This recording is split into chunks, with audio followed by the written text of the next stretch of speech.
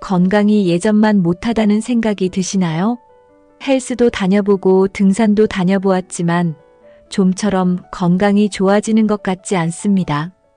하지만 그거 아셨나요? 나이 들어서는 걷기가 최고의 운동입니다. 아마 이 말 들어보셨을 겁니다. 걷기만 해도 병이 낫는다? 하지만 제대로 걸어야 병을 예방할 수 있습니다. 여러분은 지금 올바르게 걷고 계신가요? 오늘 영상에서는 걷기가 우리 몸에 어떤 영향을 주는지, 왜 걷는 게 중요한지, 그리고 더 나아가 걷기만으로 병을 예방하고 건강을 지킬 수 있는 방법을 자세하게 설명해 드리겠습니다. 천천히 차근차근 이야기해 보겠습니다. 먼저 인간은 원래 걷도록 만들어진 존재입니다. 여러분, 우리 인간이 왜 걷는 걸까요? 사람의 몸은 걷기 위해 진화했습니다. 수천 년 전 수렵 채집 사회의 인간은 매일 10km에서 많게는 20km 이상 걸어야 했습니다. 식량을 찾기 위해, 살아남기 위해 하루 종일 걷고 또 걸었던 거죠. 그렇게 걷는 것이 인간의 생존 방식이었고 몸도 그에 맞게 설계되었습니다. 그런데 오늘날은 어떨까요? 현대 사회에서는 걷는 시간이 극적으로 줄어들었습니다. 편리한 교통수단, 사무실과 집을 오가는 반복된 일상, 스마트폰과 TV 앞에서 보내는 시간. 우리는 걷지 않고 대부분의 시간을 앉아서 보내고 있습니다. 조사에 따르면 서울 시민이 하루에 걷는 평균 걸음수는 5,000보도 되지 않는다고 합니다.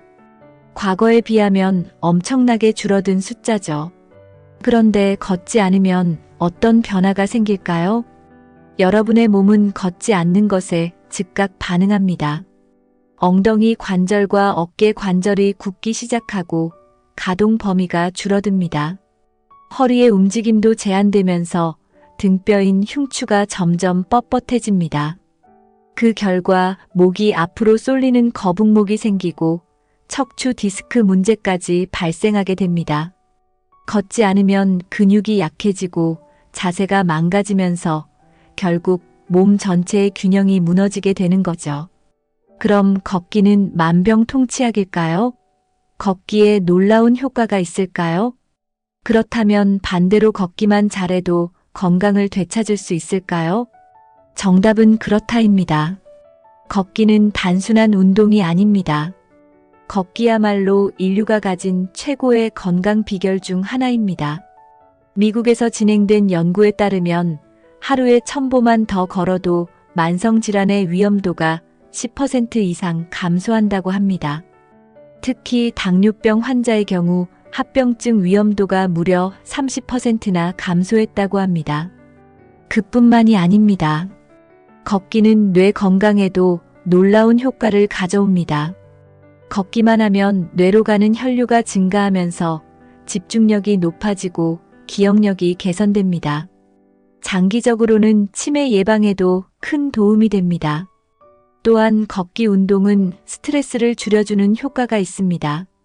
걷는 동안 분비되는 세로토닌과 도파민 같은 호르몬이 우리의 기분을 안정시키고 우울감을 해소해줍니다. 말 그대로 걷기는 만병통치약과도 같은 존재입니다. 하지만 여기서 꼭 짚고 넘어가야 할 부분이 있습니다. 잘못된 걷기 방법은 오히려 병을 부를 수 있다는 것입니다.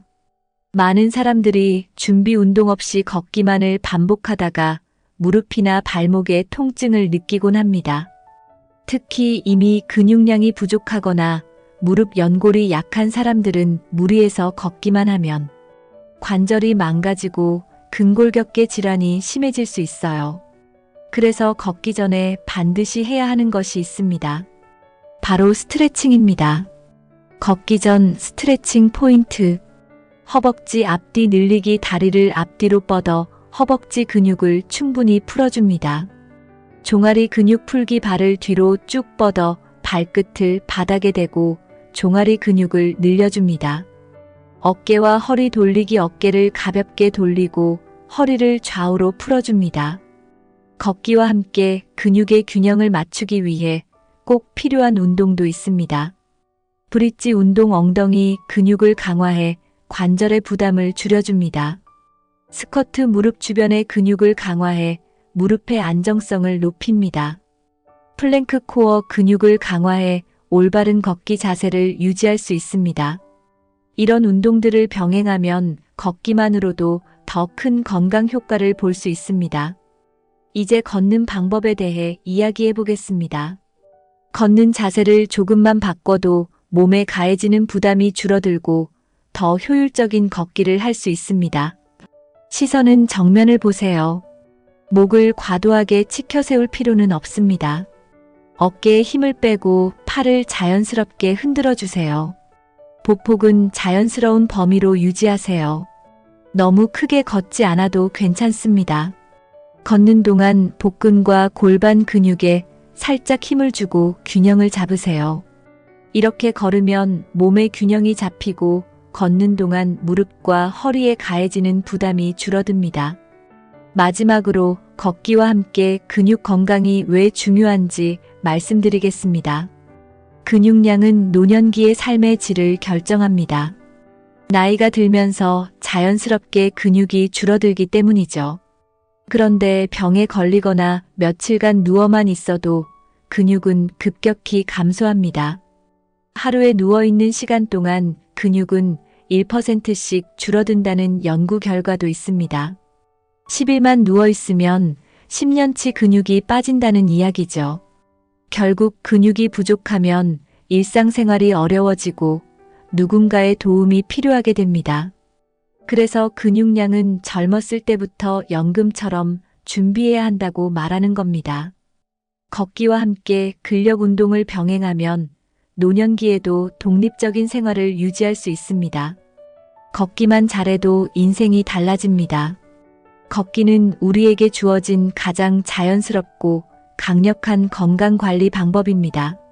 하지만 올바른 걷기 자세와 준비 운동, 그리고 근력 운동을 병행해야 더 큰 효과를 볼 수 있습니다.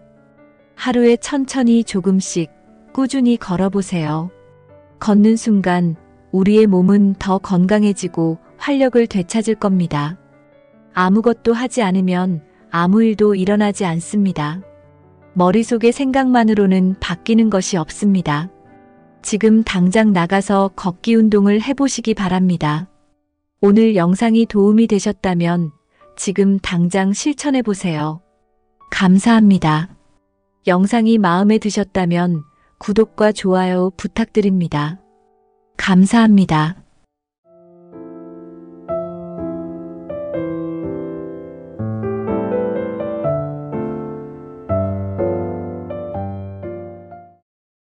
한 통의 전화, 한 번의 클릭, 그 순간 내 돈이 사라졌습니다. 요즘 스마트폰 금융 사기로 인해 피해를 보는 사람들이 급격히 늘어나고 있습니다. 특히 고령층을 대상으로 한 보이스피싱, 스미싱 가짜 투자 사기가 기승을 부리고 있습니다. 은행인데요. 고객님의 계좌에서 이상한 출금이 감지되었습니다. 자녀분이 급한 상황입니다. 지금 당장 돈을 보내주셔야 합니다. 이렇게 당황하게 만드는 전화 한 통에 수십 년간 모은 돈을 잃는 일이 벌어지고 있습니다. 스마트폰을 통한 금융 사기는 점점 더 정교해지고 있습니다. 나는 사기를 당하지 않겠지라고 생각하는 순간 바로 피해자가 될 수 있습니다. 고령층이 특히 위험한 이유는 스마트폰 사용이 익숙하지 않기 때문입니다. 은행 문자, 공공기관 메시지를 사칭한 링크를 한 번만 눌러도 돈이 빠져나갈 수 있습니다. 사기범들은 최신 기술을 활용하여 진짜 금융기관처럼 속이기 때문에 구별하기 어렵습니다. 이 문자 진짜일까? 이 전화 정말 은행에서 온 걸까? 작은 의심이 당신의 돈을 지키는 첫걸음입니다. 오늘 영상에서는 고령층을 노리는 스마트폰 금융 사기의 최신 수법과 이를 예방하는 방법을 알려드리겠습니다. 끝까지 시청하셔서 절대 피해자가 되지 않도록 주의하세요. 혹시 이런 경험 있으신가요? 스마트폰으로 문자가 하나 왔습니다. 고객님의 계좌에서 의심 거래가 발생했습니다. 링크를 눌러 확인하세요. 은행에서 온 것처럼 보여서 눌렀더니 갑자기 돈이 빠져나갔습니다. 또 다른 사례, 자녀나 손주를 사칭하는 보이스피싱 전화가 많아지고 있습니다. 엄마, 나 지금 급해. 핸드폰이 고장나서 다른 번호로 연락했어. 당장 돈 좀 보내줘. 부모의 마음을 이용해 급하게 송금하도록 유도하는 사기 수법입니다. 이렇게 사기를 당한 후 내가 어떻게 이런 걸 당했지? 하고 후회하는 분들이 많습니다. 하지만 사기범들은 정교한 심리전과 최신 기술을 사용해 피해자를 속이고 있습니다. 요즘은 가짜 경찰, 가짜 금융기관 직원, 가짜 검찰까지 등장하면서 더욱 정교한 수법을 사용합니다. 특히 고령층을 대상으로 한 금융사기 피해 금액이 점점 커지고 있습니다. 평생 모은 돈을 단 몇 분 만에 날릴 수도 있습니다. 금융사기는 남의 이야기가 아닙니다. 언제든 내가 대상이 될 수 있습니다. 하지만 조금만 주의하면 충분히 예방할 수 있습니다. 지금부터 대표적인 스마트폰 금융사기 유형과 대처법을 알려드리겠습니다. 한 번만 숙지해도 내 돈을 지킬 수 있습니다. 사기범들은 고령층이 금융사기에 취약하다는 점을 노립니다. 스마트폰 사용이 익숙하지 않고 문자나 링크를 무심코 클릭하는 경우가 많습니다. 첫 번째, 은행이나 공공기관에서 보내는 공식 문자와 가짜 문자를 구별하기 어렵습니다. 문자 안에 링크를 한 번만 눌러도 악성 코드가 설치될 수 있습니다. 두 번째, 고령층은 보이스피싱 전화에 쉽게 속을 가능성이 높습니다. 경찰, 검찰, 금융기관을 사칭하면 믿고 대응하는 경우가 많습니다. 세 번째, 급한 상황을 연출하면 당황해서 돈을 바로 보내는 경우가 많습니다. 예를 들면 자녀가 사고를 당했다는 식으로 긴박한 분위기를 조성합니다. 네 번째, 경제적 여유가 있는 고령층을 대상으로 한 투자 사기가 많아지고 있습니다. 안전한 투자입니다라는 말에 속아 전 재산을 날리는 경우도 있습니다. 다섯 번째, 사기범들은 최신 기술을 이용해 신뢰를 주는 방식으로 접근합니다. 은행 직원처럼 보이는 영상 통화까지 활용하며 정교하게 속입니다. 여섯 번째, 피해를 당한 후에도 신고하지 않고 숨기는 경우가 많습니다. 창피해서 가족들에게 말하지 않거나 돈을 되찾을 희망이 없다고 생각합니다. 고령층을 노리는 금융사기를 예방하려면 먼저 위험성을 제대로 인식하는 것이 중요합니다. 스마트폰을 활용하는 방식이 빠르게 변화하면서 고령층이 적응하는 데 어려움을 겪고 있습니다. 은행 업무, 공공서비스, 결제 서비스 등 모든 것이 스마트폰으로 이루어지고 있습니다. 첫 번째, 문자로 온 링크를 무심코 클릭하는 경우가 많습니다. 내 계좌에 문제가 생겼다는 메시지를 받고 확인하려다 악성 코드에 감염됩니다.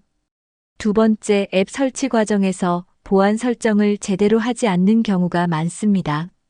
보안이 취약한 앱을 설치하면 개인정보가 해커에게 넘어갈 수 있습니다. 세 번째, 이중 인증을 설정하지 않아 계좌가 쉽게 해킹될 가능성이 높습니다. OTP나 2단계 인증을 설정하면 보안을 훨씬 강화할 수 있습니다. 네 번째, 공공 와이파이를 이용하다 해킹을 당하는 사례도 늘어나고 있습니다. 무료 와이파이에 접속하면 금융 정보가 노출될 위험이 큽니다. 다섯 번째, 은행 앱을 사용할 때 보안 프로그램을 설치하지 않으면 위험할 수 있습니다. 금융 거래 전용 보안 프로그램을 설치하는 것이 안전합니다. 여섯 번째, 스마트폰 사용법을 배우는 것이 사기 예방에 큰 도움이 됩니다. 가족이나 지인을 통해 스마트폰 사용법과 보안 설정을 익혀야 합니다. 스마트폰을 안전하게 사용하는 법을 알면 금융사기의 위험을 크게 줄일 수 있습니다. 요즘 금융사기범들은 전화와 문자를 통해 아주 자연스럽게 접근합니다. 특히 은행, 경찰, 검찰, 공공기관을 사칭하는 전화가 많아지고 있습니다.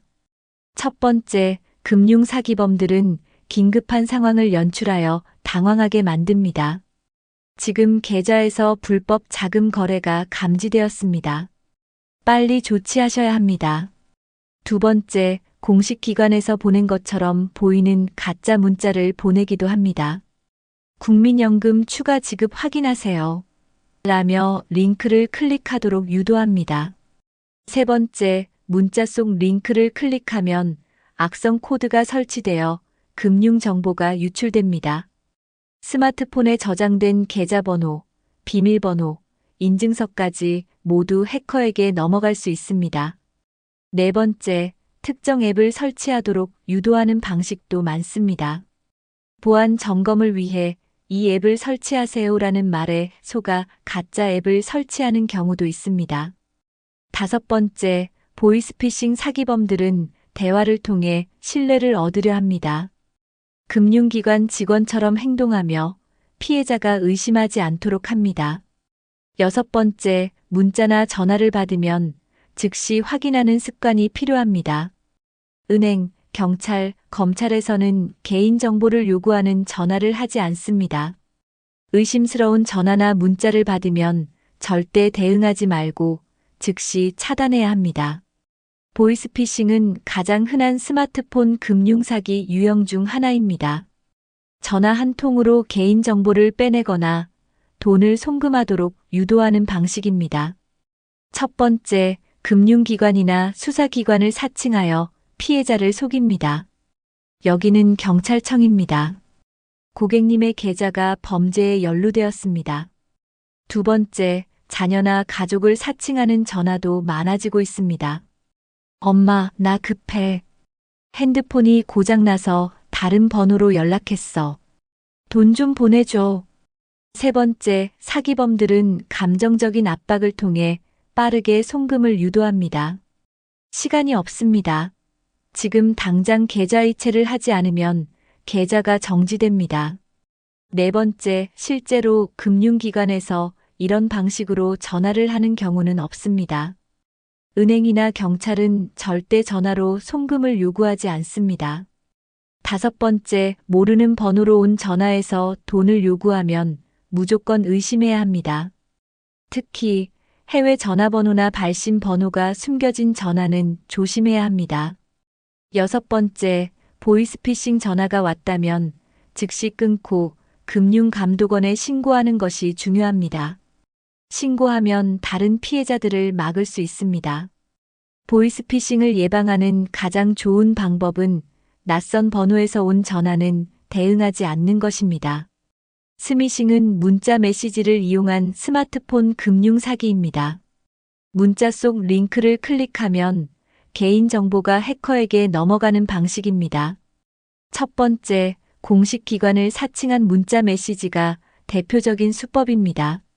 택배 배송 확인하세요. 국민연금 추가 지급 신청하세요. 같은 문자가 대표적입니다. 두 번째, 링크를 클릭하는 순간 스마트폰이 해킹될 수 있습니다. 악성 코드가 설치되면 은행 앱에 저장된 개인 정보까지 유출될 수 있습니다. 세 번째, 메시지에 포함된 링크는 절대 클릭하지 않는 것이 원칙입니다. 특히 출처가 불분명한 문자 메시지는 반드시 삭제하는 것이 좋습니다. 네 번째, 의심스러운 문자를 받으면 직접 해당 기관에 확인해야 합니다. 공식 홈페이지나 고객센터에 전화를 걸어 메시지가 진짜인지 확인하는 것이 안전합니다. 다섯 번째, 스마트폰 보안 설정을 강화하면 스미싱 피해를 예방할 수 있습니다. 출처를 알 수 없는 앱 설치를 차단하고 보안 프로그램을 업데이트해야 합니다. 여섯 번째, 스미싱 예방을 위해 가족들과도 정보를 공유하는 것이 중요합니다. 특히 부모님이나 어르신들에게 스미싱의 위험성을 알려야 합니다. 스미싱을 예방하는 가장 좋은 방법은 문자 속 링크를 절대 누르지 않는 것입니다. 최근 고령층을 대상으로 한 투자 사기가 급증하고 있습니다. 안전한 투자입니다. 은행보다 높은 수익을 보장합니다. 첫 번째, 사기범들은 금융 전문가처럼 행동하며 신뢰를 얻으려 합니다. 저는 금융 전문가입니다. 저만 따라오시면 확실한 수익을 보장합니다. 두 번째, 주식, 코인, 부동산 투자 사기가 많아지고 있습니다. 최소 투자 금액만 맡기시면 매달 일정한 수익을 드립니다. 세 번째, 이들은 초기에 작은 수익을 주면서 신뢰를 쌓습니다. 그러나 결국 큰 돈을 투자하게 만든 후 사라지는 방식입니다. 네 번째, 고수익을 보장한다면 반드시 의심해야 합니다. 금융기관도 확실한 수익을 보장할 수는 없습니다. 다섯 번째, 정식 등록된 금융사인지 반드시 확인해야 합니다. 금융감독원이나 한국은행 홈페이지에서 공식 등록 여부를 조회할 수 있습니다. 여섯 번째, 투자 결정을 내리기 전에 가족이나 전문가와 상의하는 것이 중요합니다. 혼자 결정하지 말고 신뢰할 수 있는 사람들과 상담해야 합니다. 고수익을 미끼로 한 투자는 99% 사기입니다. 절대 속지 마세요. 사기범들은 고령층을 속이기 위해 긴급한 상황을 조작하는 방법을 자주 사용합니다. 사람은 급박한 상황에서는 이성적인 판단보다 감정적으로 반응하기 쉽기 때문입니다. 첫 번째, 가족을 사칭하여 돈을 보내도록 유도하는 수법이 대표적입니다. 엄마, 나 지금 큰 사고를 당했어. 병원비가 필요해. 빨리 보내줘. 두 번째, 은행 직원처럼 가장하여 계좌가 위험하다고 속이는 경우도 많습니다. 고객님의 계좌에서 불법 자금 거래가 감지되었습니다. 계좌 보호를 위해 지금 즉시 송금해 주세요. 세 번째, 급한 상황을 조성하여 빠른 결정을 하도록 유도합니다. 시간이 없습니다. 지금 돈을 보내지 않으면 계좌가 정지됩니다. 네 번째, 자신이 직접 확인할 시간조차 주지 않고 빠르게 행동하게 만듭니다. 지금 통화 중이니까 직접 은행에 전화하지 마세요. 우리가 도와드릴게요. 다섯 번째, 피해자는 너무 급해서 가족이나 지인에게 확인할 생각조차 못하게 됩니다. 이런 식으로 당황한 상태에서 돈을 보낸 후에야 사기였다는 사실을 깨닫게 됩니다. 여섯 번째, 어떤 경우라도 돈을 보내기 전에 반드시 확인하는 습관이 필요합니다. 자녀가 사고를 당했다면 본인 휴대전화로 직접 연락해서 확인하는 것이 우선입니다. 긴급한 상황을 강조하는 전화나 문자는 무조건 의심하고 검증해야 합니다. 사기범들은 피해자가 의심하지 않도록 정교한 대화 기법을 사용합니다. 처음부터 돈을 요구하는 것이 아니라 천천히 신뢰를 쌓아가며 피해자를 조종합니다. 첫 번째, 자신이 금융 전문가, 공무원, 경찰 등 권위 있는 사람인 것처럼 행동합니다. 저는 금융감독원에서 나온 전문가입니다. 고객님의 자산을 보호해 드리겠습니다. 두 번째, 피해자가 신뢰하도록 다양한 정보를 미리 조사해 둡니다. 피해자의 이름, 주소, 계좌번호 등을 알고 접근하여 더욱 신뢰하게 만듭니다. 세 번째, 친절한 태도로 접근하여 장기간 연락하며 안심시키는 경우도 있습니다. 이제부터 제가 도와드릴 테니 걱정하지 마세요. 안전하게 해결해 드리겠습니다. 네 번째, 감정을 자극하여 의심을 차단하는 방식도 자주 사용합니다. 이건 가족을 위한 일입니다. 어머니, 아버지의 사랑을 보여주세요. 다섯 번째, 피해자가 의심하면 공격적인 태도로 위협하는 경우도 있습니다. 지금 신속하게 이체하지 않으면 법적인 문제가 생길 수도 있습니다. 여섯 번째, 대화를 통해 피해자를 서서히 조종하는 것이 금융사기의 핵심 기법입니다. 단순한 전화 한 통으로 끝나는 것이 아니라 며칠 동안 신뢰를 쌓아가며 유도합니다. 이런 정교한 사기 수법을 알고 있으면 미리 예방하는 데 도움이 됩니다. 한번 금융 사기를 당한 사람은 다시 사기를 당할 가능성이 높습니다. 사기범들은 한 번 속아 넘어간 피해자 명단을 공유하며 추가 범죄를 저지릅니다. 첫 번째, 당신의 피해금을 되찾아 드리겠습니다. 라는 식의 2차 사기가 많습니다. 처음 당한 사기를 회복하고 싶은 심리를 이용하여 또 다른 사기를 저지릅니다. 두 번째, 이전 피해를 보상받을 수 있도록 도와드리겠습니다. 라는 거짓말에 속습니다. 사기 피해자는 불안한 상태이기 때문에 또 다른 사기 수법에 쉽게 걸려듭니다. 세 번째, 사기범들은 피해자의 정보와 심리를 정확하게 분석합니다. 지난번 피해 때문에 힘드셨죠? 이번에는 확실하게 보호해드리겠습니다. 네 번째, 돈을 한 번 보내면 추가 송금을 유도하는 경우가 많습니다. 처음 보낸 돈은 보증금입니다. 최종 송금을 해야 환급이 가능합니다. 다섯 번째, 사기 피해를 당한 후에도 경찰에 신고하지 않는 경우가 많습니다. 창피하거나 돈을 돌려받을 희망이 없다고 생각해서 그냥 넘어가는 경우도 있습니다. 여섯 번째, 한 번 사기를 당했다고 해서 다시 당하지 않으리란 법은 없습니다. 사기범들은 이 사람은 쉽게 속는다라고 판단하고 계속 접근합니다. 금융 사기를 한 번 경험했다면 이후에는 더욱 철저하게 예방해야 합니다. 모르는 번호로 걸려온 전화는 항상 의심해야 합니다.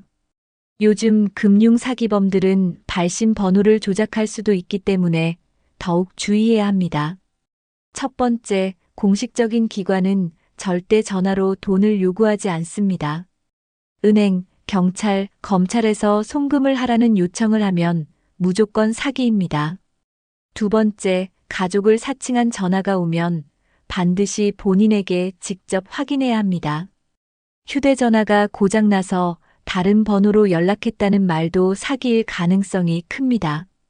세 번째, 문자로 온 링크는 절대 클릭하지 말고 즉시 삭제해야 합니다. 은행이나 공공기관에서 보내는 문자는 직접 고객센터에서 확인하는 것이 안전합니다.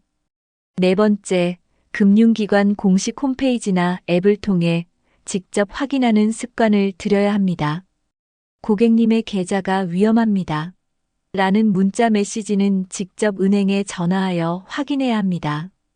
다섯 번째, 의심스러운 번호는 차단하고 경찰청이나 금융감독원에 신고해야 합니다. 신고하면 추가 피해를 막을 수 있으며 사기범을 추적하는 데도 도움이 됩니다. 여섯 번째, 금융사기에 대해 가족, 친구들과 정보를 공유하는 것이 중요합니다. 나만 조심하면 된다가 아니라 주변 사람들에게도 경각심을 심어주는 것이 필요합니다. 스마트폰 금융사기를 예방하려면 무엇보다도 의심하는 습관이 가장 중요합니다. 금융사기를 예방하려면 스마트폰 보안을 철저하게 설정해야 합니다. 단순히 전화나 문자를 조심하는 것만으로는 충분하지 않습니다. 첫 번째, 모든 금융 관련 앱에는 2단계 인증을 설정하는 것이 중요합니다. 계좌 이체 시 OTP 인증이나 추가 비밀번호 입력을 요구하는 기능을 활성화해야 합니다. 두 번째, 출처가 불분명한 앱은 절대 설치하지 않아야 합니다. 가짜 금융 앱이 많아지고 있으므로 반드시 공식 앱스토어에서만 다운로드해야 합니다. 세 번째, 스마트폰의 보안 기능을 항상 최신 상태로 유지해야 합니다. 정기적으로 운영체제와 보안 프로그램을 업데이트하여 해킹 위험을 줄일 수 있습니다. 네 번째, 스마트폰 잠금 설정을 강력하게 해두는 것이 좋습니다. 패턴, 지문, 얼굴 인식 같은 보안 기능을 활용하면 타인이 쉽게 접근할 수 없습니다. 다섯 번째, 공공 와이파이를 사용할 때는 금융 거래를 하지 않는 것이 원칙입니다. 무료 와이파이를 사용하면 개인 정보가 유출될 가능성이 높아집니다. 여섯 번째, 출처를 알 수 없는 문자나 이메일은 절대 열어보지 않아야 합니다. 특히 금융기관을 사칭한 메시지는 링크를 클릭하지 않고 직접 확인하는 것이 안전합니다.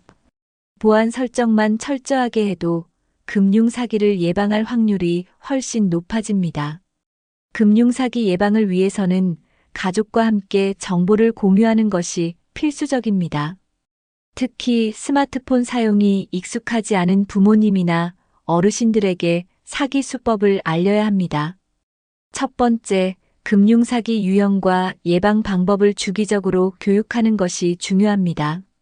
새로운 사기 수법이 계속 등장하므로 최신 정보를 알고 있어야 합니다. 두 번째, 가족 간의 비상 연락망을 만들어 의심스러운 연락을 즉시 확인해야 합니다. 자녀를 사칭한 전화가 오면 반드시 본인에게 직접 전화해 확인하는 것이 원칙입니다. 세 번째, 사기 피해를 당한 사례를 공유하면 예방 효과가 더욱 커집니다. 주변에서 금융 사기를 당한 사례를 듣고 경각심을 가지면 비슷한 상황에서 대처할 수 있습니다. 네 번째, 문제가 생겼을 때 바로 상담할 수 있는 금융기관 연락처를 저장해 두어야 합니다. 은행 고객센터, 금융감독원, 경찰서 연락처를 저장해 놓으면 즉각 대응할 수 있습니다. 다섯 번째, 어르신들이 쉽게 이해할 수 있도록 간단한 설명을 해주는 것이 효과적입니다. 너무 어렵게 설명하면 이해하기 어려워지고 결국 경각심이 낮아질 수 있습니다. 여섯 번째, 스마트폰 사용법을 익히는 것도 사기 예방에 큰 도움이 됩니다. 가족들이 스마트폰 보안 설정과 안전한 사용법을 가르쳐주면 피해를 줄일 수 있습니다. 가족, 지인과 금융사기 정보를 공유하면 예방 효과가 더욱 강력해집니다. 금융사기를 당했다면 가장 먼저 해야 할 일은 즉시 신고하는 것입니다. 시간이 지체될수록 피해 금액을 되찾기가 어려워집니다. 첫 번째, 사기범에게 돈을 송금했다면 즉시 은행에 연락하여 계좌 지급 정지를 요청해야 합니다. 지급 정지를 하면 상대방이 돈을 인출하기 전에 막을 수 있습니다. 두 번째, 경찰서와 금융감독원에 신고하면 추가적인 피해를 방지할 수 있습니다. 사기범을 추적하는 데에도 도움이 되며 다른 피해자를 예방할 수 있습니다. 세 번째, 사기와 관련된 문자, 전화, 계좌번호 등의 증거를 모두 보관해야 합니다. 신고할 때 증거가 많을수록 조사가 빠르게 진행됩니다. 네 번째, 가족이나 가까운 사람들에게도 피해 사실을 알려야 합니다. 본인뿐만 아니라 가족이 추가적인 사기 피해를 입지 않도록 대비할 수 있습니다.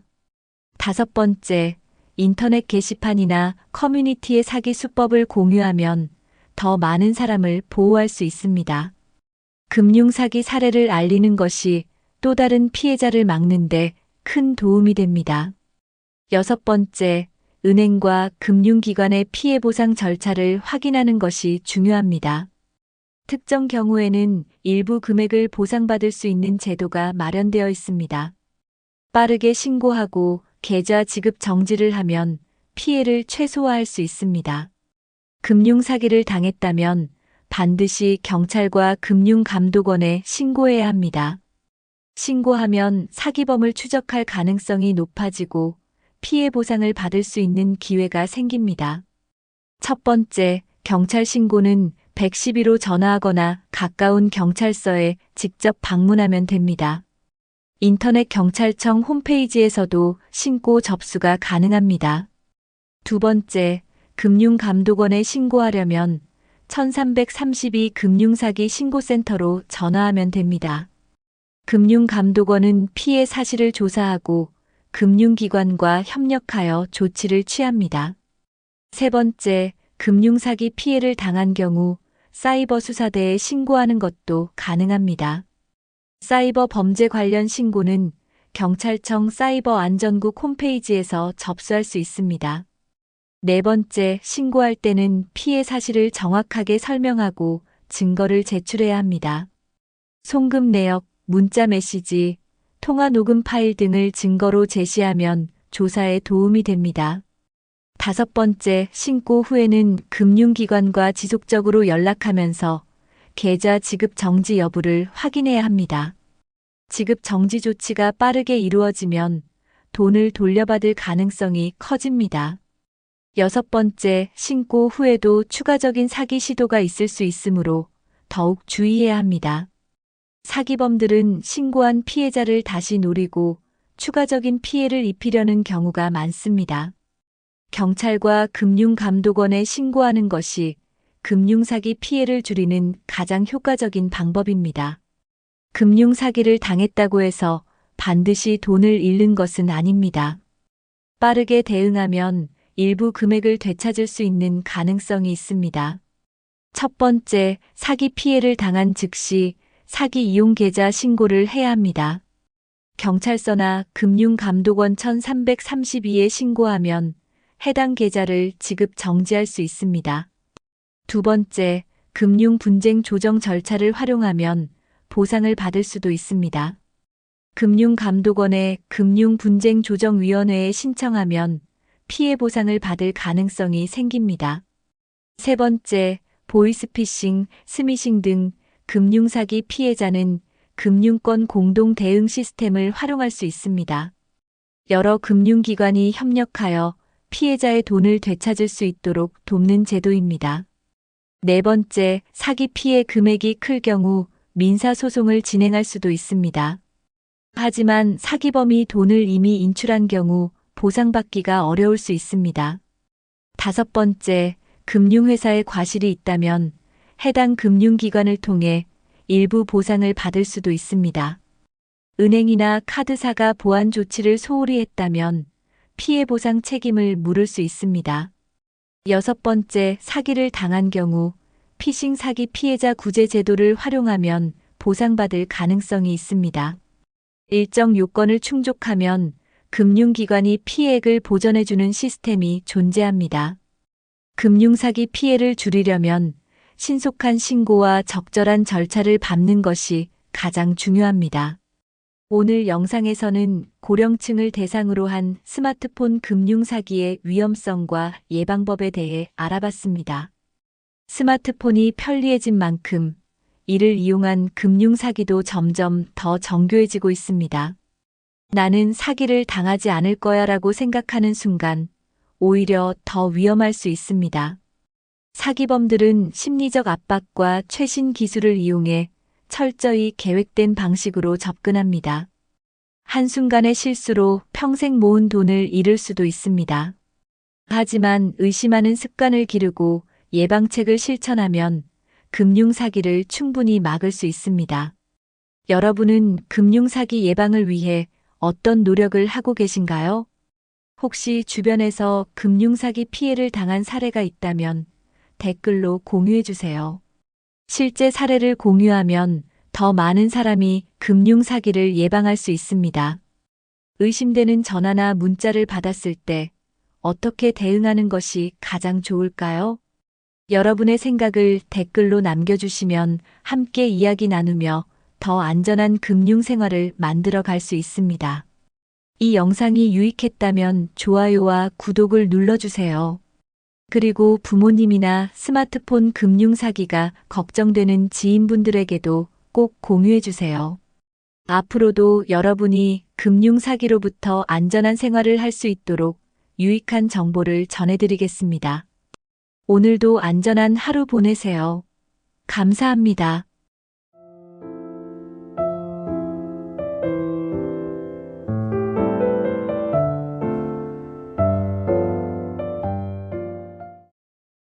평생 열심히 일하고 은퇴 후를 위해 자금을 모았지만 정작 70대에 파산하는 사람들이 늘어나고 있습니다. 젊었을 때는 나는 노후 걱정 없겠지라고 생각했지만 현실은 다릅니다. 이 정도면 충분하겠지 하고 은퇴 자금을 모았지만 예상치 못한 일들로 인해 돈이 빠르게 줄어듭니다. 물가는 오르고 의료비는 커지고 자녀 지원에 손주들까지 챙기다 보면 어느새 통장이 바닥을 보입니다. 문제는 이것이 단순히 몇몇 사람들의 이야기가 아니라 생각보다 많은 70대들이 겪는 현실이라는 것입니다. 통계적으로도 70대 이후 파산하는 사람들의 비율이 점점 증가하고 있습니다. 돈이 많았던 사람도 예외가 아닙니다. 오히려 노후 대비가 철저했던 사람들조차 예상치 못한 이유로 어려움을 겪는 경우가 많습니다. 왜 그런 걸까? 충분한 돈이 있었는데 어떻게 해서 파산까지 가게 된 걸까요? 단순한 소비 문제가 아닙니다. 잘못된 재정 계획, 갑작스러운 의료비, 가족을 위한 과도한 지출 등 다양한 원인이 있습니다. 그런데 더 큰 문제는 이 사실을 모른 채 돈이 점점 줄어드는 것을 깨닫지 못한다는 것입니다. 은퇴 후에도 돈을 지키는 것이 중요하지만 많은 사람들이 관리 방법을 몰라서 어려움을 겪고 있습니다. 여러분은 노후 자금을 어떻게 관리하고 계신가요? 혹시 나는 괜찮겠지라고 생각하고 있지는 않으신가요? 미리 대비하지 않으면 누구에게나 일어날 수 있는 일입니다. 오늘 영상에서는 70대에 파산하는 이유와 이를 예방하는 방법을 자세히 알려드리겠습니다. 은퇴 후에는 누구나 편안한 삶을 기대합니다. 직장 생활을 하며 열심히 모았던 돈, 이제는 나를 위해 쓰고 싶습니다. 하지만 돈을 좀 써도 괜찮겠지 하다가 어느 순간 불안해지기 시작합니다. 정작 통장을 열어보니 생각보다 돈이 빨리 줄어들고 있다는 사실을 깨닫게 됩니다. 병원비, 생활비, 예상치 못한 수리비, 그리고 자녀와 손주들에게 들어가는 돈까지. 어느새 한 달 생활비가 내가 생각했던 것보다 훨씬 많이 나가고 있습니다. 그런데도 대부분의 사람들은 이 정도는 괜찮겠지라고 생각하며 큰 변화를 주지 않습니다. 은퇴 자금이 천천히 줄어들다가 어느 순간 급격하게 바닥을 보이게 됩니다. 그제서야 아차, 큰일 났다라고 깨닫지만 이미 늦어버린 경우가 많습니다. 돈이 부족해지면 선택할 수 있는 것이 점점 줄어듭니다. 원하던 여행도 포기해야 하고 건강 관리를 위한 병원비도 부담이 됩니다. 결국 빚을 지거나 자녀에게 손을 벌리는 상황까지 가게 될 수도 있습니다. 하지만 이런 상황은 충분히 예방할 수 있습니다. 지금부터라도 돈을 관리하는 방법을 제대로 배우고 실천하면 노후에도 안정적인 경제 생활을 유지할 수 있습니다. 자, 이제 70대에 파산하는 이유와 이를 피하는 현실적인 방법을 하나씩 살펴보겠습니다. 과거보다 평균 수명이 길어지면서 은퇴 후 생활 기간이 예상보다 길어졌습니다. 예전에는 70대가 되면 삶의 마무리를 준비했지만 이제는 80대, 90대까지 건강하게 사는 사람이 많아졌습니다. 첫 번째, 노후 생활이 길어지면서 은퇴 자금이 예상보다 더 오래 필요하게 되었습니다. 은퇴 후 20년 이상을 살아야 한다면 처음 계획했던 것보다 더 많은 돈이 필요할 수 있습니다. 두 번째, 노후 기간이 길어질수록 의료비와 생활비 부담이 커질 가능성이 높습니다. 나이가 들수록 건강 문제로 병원에 갈 일이 많아지고 약값도 늘어날 수 있습니다. 세 번째, 기대 수명을 고려하지 않고 은퇴 자금을 사용하면 예상보다 빨리 돈이 바닥날 수 있습니다.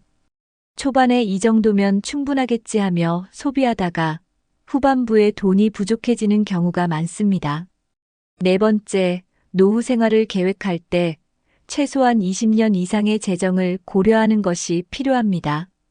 돈을 처음부터 계획적으로 사용해야 80대, 90대에도 재정적으로 안정적인 생활을 유지할 수 있습니다.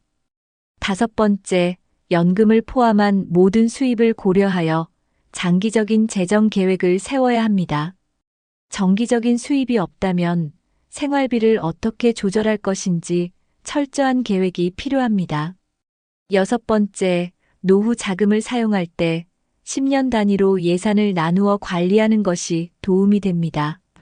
예를 들어 70대에는 여행이나 여가 활동에 돈을 조금 더 쓰고 80대 이후에는 의료비를 고려한 예산을 세울 수 있습니다. 기대 수명이 길어진 만큼 더 철저한 재정 관리가 필요합니다. 나이가 들수록 의료비는 필연적으로 증가할 수밖에 없습니다. 젊을 때는 크게 신경 쓰지 않았던 병원비가 70대 이후에는 생활비의 상당 부분을 차지하게 됩니다.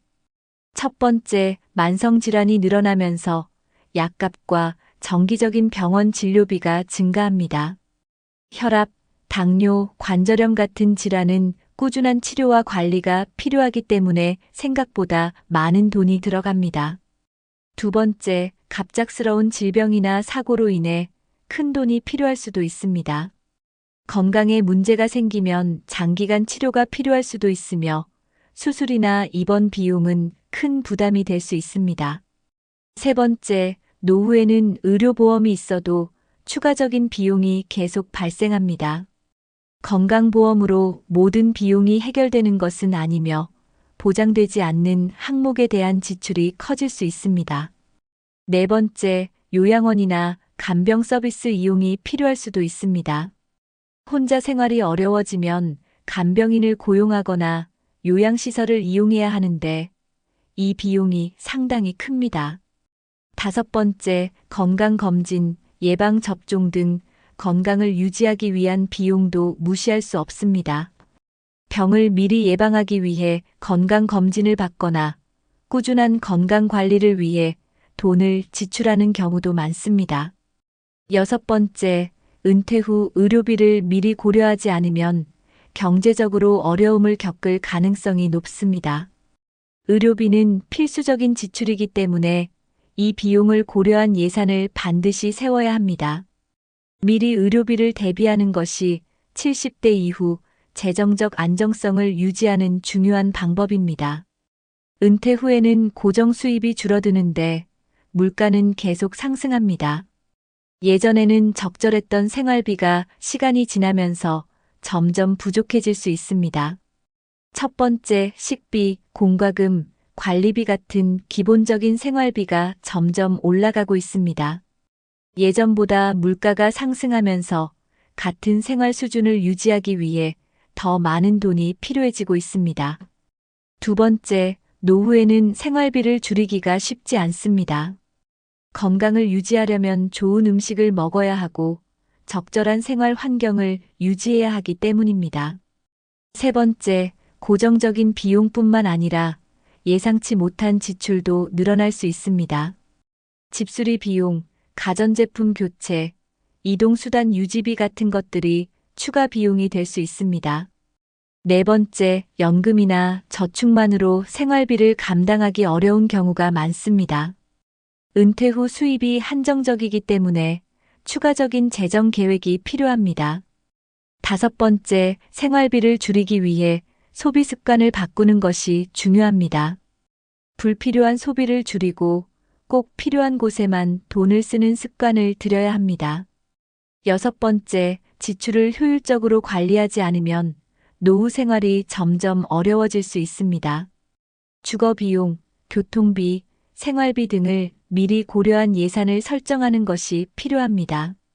물가 상승을 대비하여 미리 예산을 관리하는 것이 재정적 안정을 유지하는 핵심입니다.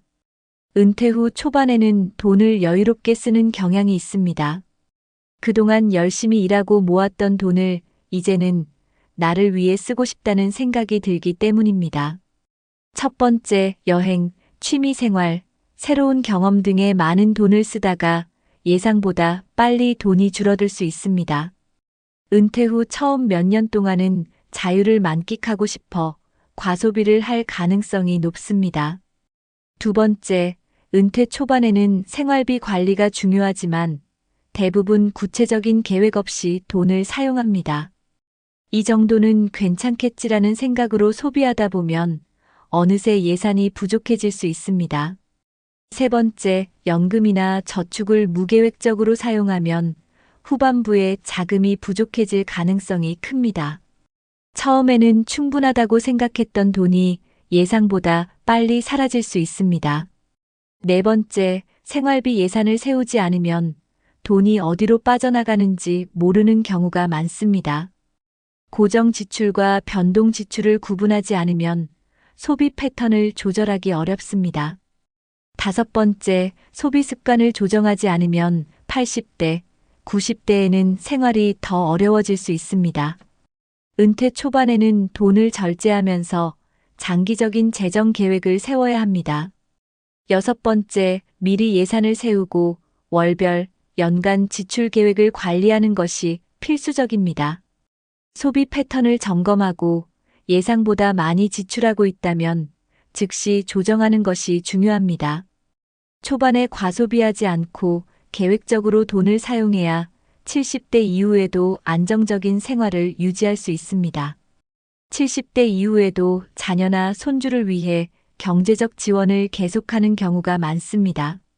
부모로서 자녀를 돕고 싶은 마음은 당연하지만 과도한 지출이 노후 생활을 위협할 수 있습니다. 첫 번째, 자녀의 결혼 비용이나 집 장만을 도와주면서 큰 돈을 쓰는 경우가 많습니다.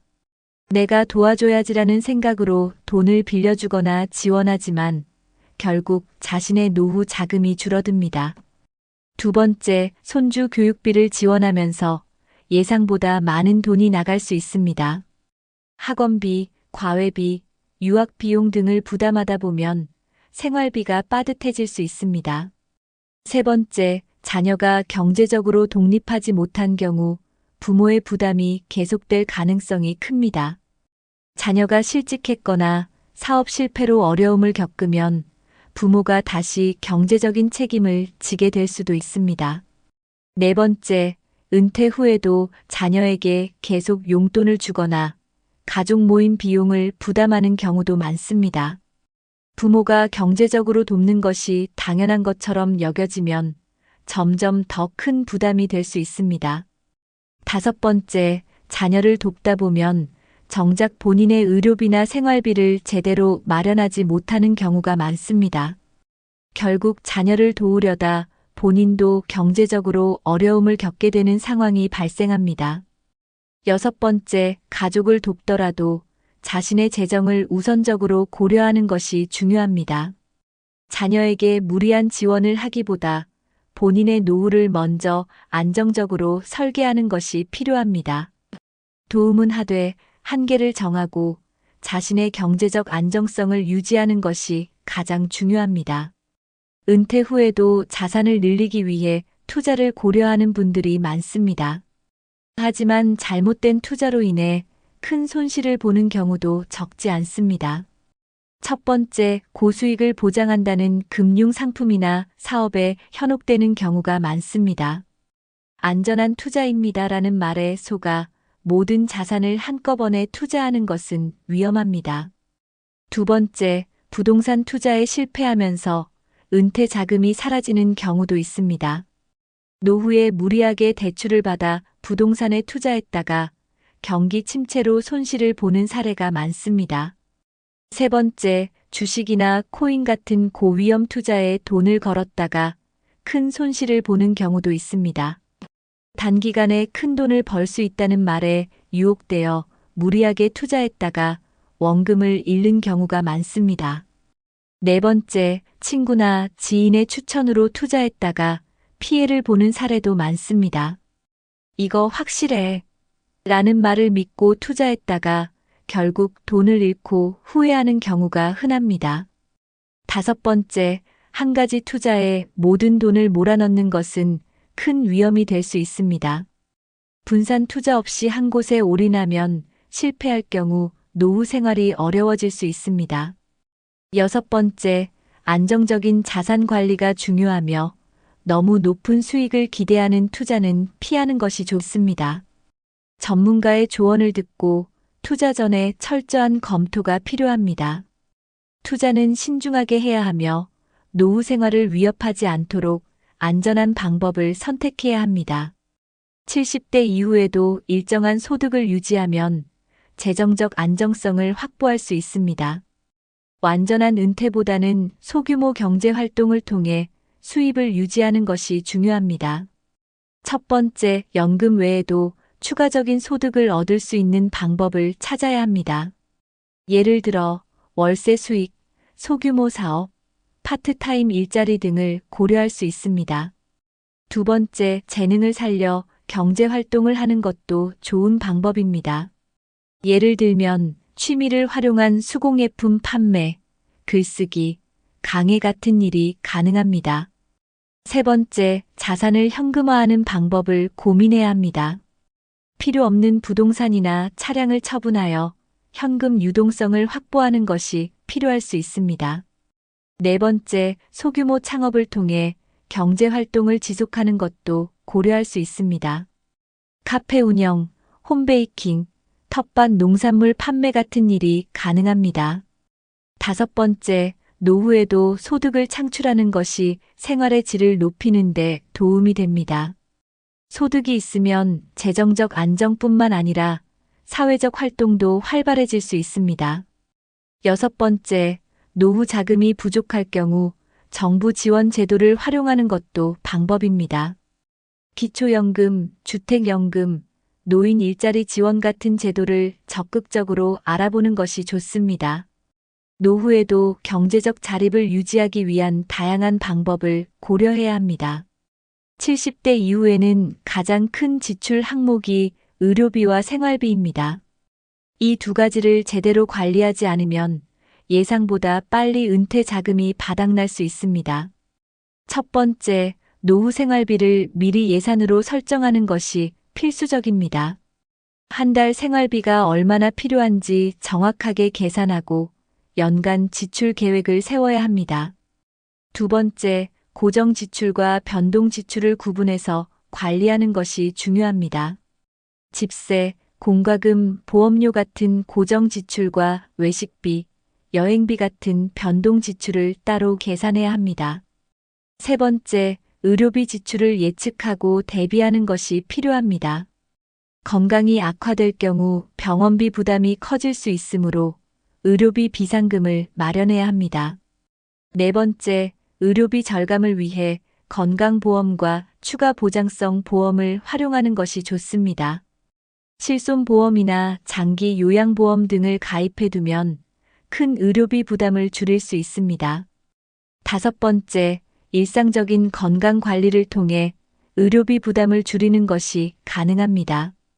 규칙적인 운동과 건강한 식습관을 유지하면 병원 방문 횟수를 줄일 수 있습니다. 여섯 번째, 생활비를 절약하는 습관을 들이는 것이 중요합니다. 불필요한 소비를 줄이고 필요한 곳에만 돈을 사용하는 계획적인 지출이 필요합니다. 생활비와 의료비를 체계적으로 관리하면 노후에도 안정적인 재정을 유지할 수 있습니다. 은퇴 후에도 소비 습관을 제대로 관리하지 않으면 예상보다 빠르게 자금이 소진될 수 있습니다. 불필요한 지출을 줄이면 노후에도 안정적인 경제 생활을 유지할 수 있습니다. 첫 번째, 정기적으로 지출 내역을 점검하는 습관이 필요합니다. 한 달 동안 어디에 돈을 썼는지 기록하고 불필요한 지출을 확인해야 합니다. 두 번째, 불필요한 구독 서비스나 정기 결제 항목을 점검해 줄이는 것이 중요합니다. 사용하지 않는 잡지, 구독, 스트리밍 서비스, 멤버십 등은 정리하는 것이 좋습니다. 세 번째, 외식비와 유흥비를 조절하면 생활비를 절약할 수 있습니다. 가정식 위주로 식사를 하거나 꼭 필요한 모임만 참석하는 것이 도움이 됩니다. 네 번째, 대형 마트보다는 전통 시장이나 할인 마트를 이용해 장을 보면 비용을 줄일 수 있습니다. 식재료를 대량으로 구매하는 것도 비용 절감에 효과적입니다.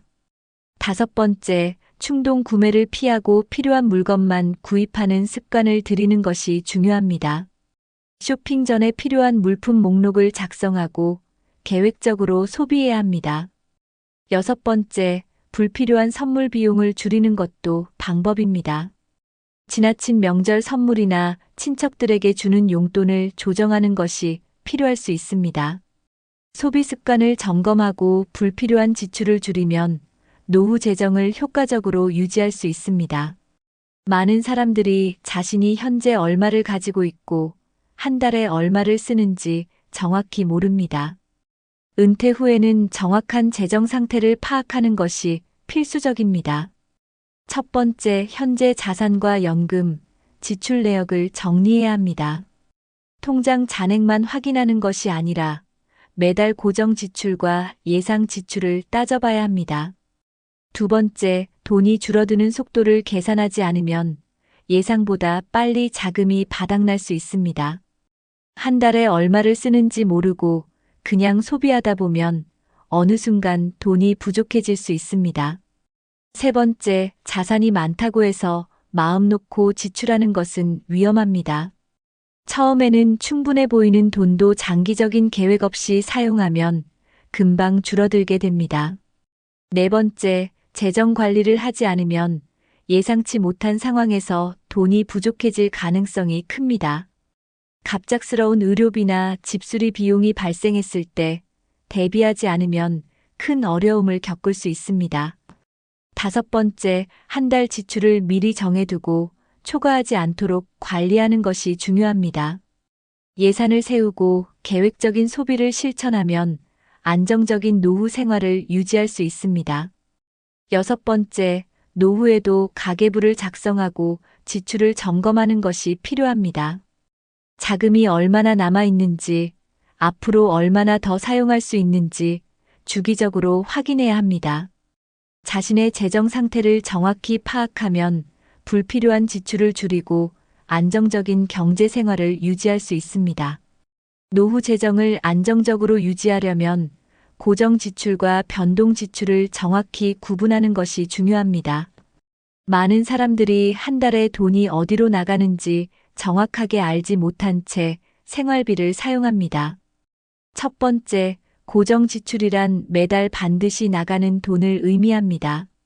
예를 들면 주거비, 공과금, 보험료, 통신비, 차량 유지비 등이 포함됩니다. 두 번째, 변동 지출은 상황에 따라 다르게 나가는 돈입니다. 식비, 외식비, 선물비, 취미 활동비, 여행비 같은 항목이 해당됩니다.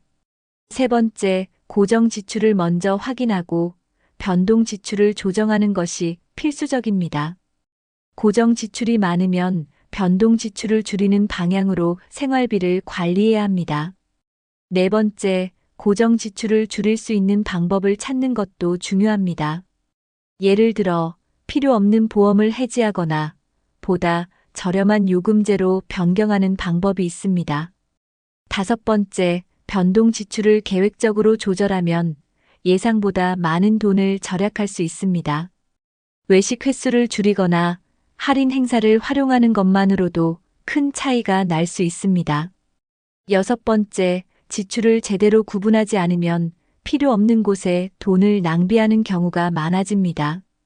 돈을 어디에 쓰고 있는지 명확하게 알면 소비 습관을 쉽게 조정할 수 있습니다.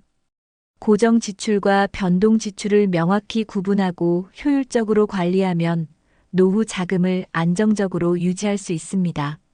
많은 부모님들이 자녀와 손주를 위해 자신의 노후 자금을 아낌없이 사용합니다. 하지만 과도한 지원이 결국 자신의 노후를 불안하게 만들 수 있습니다. 첫 번째, 자녀가 경제적으로 독립하지 못한 경우 부모의 지원이 계속될 가능성이 큽니다. 어려운 시기니까 도와줘야지라고 생각하다 보면 부모의 재정이 빠르게 줄어들 수 있습니다. 두 번째, 손주 교육비 지원도 부모님들의 재정 부담을 가중시키는 요소 중 하나입니다. 학원비, 교복비, 과외비 등을 대신 부담하면서 본인의 생활비가 부족해지는 경우가 많습니다. 세 번째, 자녀와 손주를 위한 소비는 계획적으로 해야 합니다. 자녀가 요청한다고 무조건 도와주는 것이 아니라 본인의 경제적 여력을 먼저 따져보아야 합니다. 네 번째, 지속적인 경제적 지원은 자녀의 자립을 방해할 수도 있습니다. 부모가 계속 지원하면 자녀가 자신의 재정 관리를 소홀히 할 가능성이 커집니다. 다섯 번째, 부모가 돕는 것이 당연하다는 인식을 바꿀 필요가 있습니다. 자녀와의 관계를 건강하게 유지하려면 경제적 의존도를 낮추는 것이 중요합니다. 여섯 번째, 경제적인 부담이 커질 경우 자녀와 솔직한 대화를 나누는 것이 필요합니다. 내가 도울 수 있는 한도는 여기까지야라고 명확하게 선을 그어야 합니다. 자녀와 손주를 돕는 것도 중요하지만 자신의 노후 생활을 우선적으로 고려해야 합니다. 경제적 자유를 유지하려면 철저한 예산 관리가 필수적입니다. 은퇴 후에는 매달 얼마를 사용할 것인지 구체적으로 계획해야 합니다. 첫 번째, 한 달 예산을 미리 정해놓고 초과하지 않도록 관리하는 것이 중요합니다. 고정 지출과 변동 지출을 구분하여 예산을 설정하는 것이 필요합니다. 두 번째, 예산을 세울 때는 예상치 못한 지출도 포함해야 합니다. 갑자기 병원비나 집수리 비용이 발생할 수 있으므로 비상 자금을 마련해야 합니다. 세 번째, 매달 지출을 점검하고 조정하는 것이 필수적입니다. 예산을 초과했다면 다음 달에 소비를 줄이는 방식으로 균형을 맞춰야 합니다. 네 번째, 가계부를 작성하면 지출 관리가 훨씬 쉬워집니다. 종이 가계부를 사용하거나 스마트폰 가계부 앱을 활용할 수도 있습니다. 다섯 번째, 불필요한 소비가 없는지 정기적으로 점검해야 합니다. 한 번씩 소비 패턴을 분석하고 개선할 부분이 있는지 확인하는 것이 좋습니다.